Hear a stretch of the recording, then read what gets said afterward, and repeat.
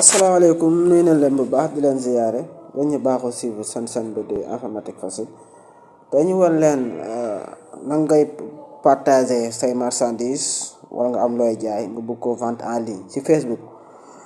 am na nag ay méthode mën ngaa ubbi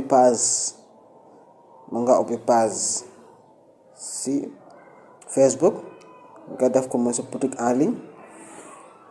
bu ko defee amaan na tamit beneen bi mooy danga koy booster mais nag booster bi nag danga koy fay, dañu koy fayal.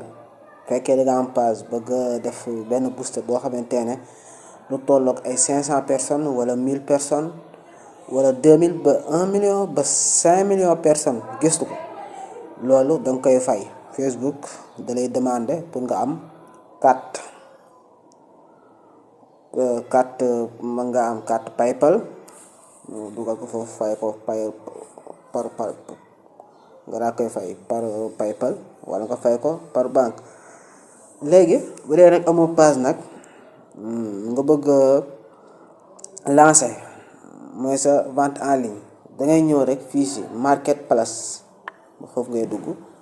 boo duggee fii boutique la, képp kuy jaay fii ngay ñëw, wala képp koo xamante ne lu muy jaay bu ko publier fii lay ñëw marketplace bi moom ngay ñëw. yow mën nga fee publier fii rek moom ngay ñëw vendre. boo duggee vendre après yow da ngay ñëw fii sélectionner nga daal di xool looy jaay électronique portable immeuble location.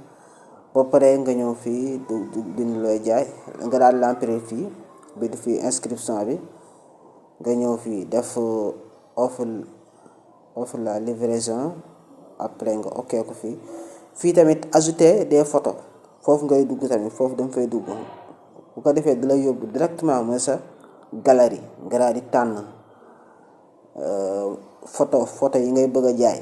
bu dee mooy li ngay jaay danga koo photo woon moom ngay dugal ba pare nga def publier mu daal di jàll. wala tamit mën ngaa def tamit publier, xaaral ñu wan leen. bu dee tamit am na tamit yow loo publier woon mën nga ko partage waat mooy si yeneen page yi ku mel ne page bi nga bëggee publier mooy say marchandise yii yëpp mën nga fay ñëw nga si publier mooy li ngay jaay. kon leen loon di leen jox dëgg daje ak suñu yeneen vidéo jaajëf waay.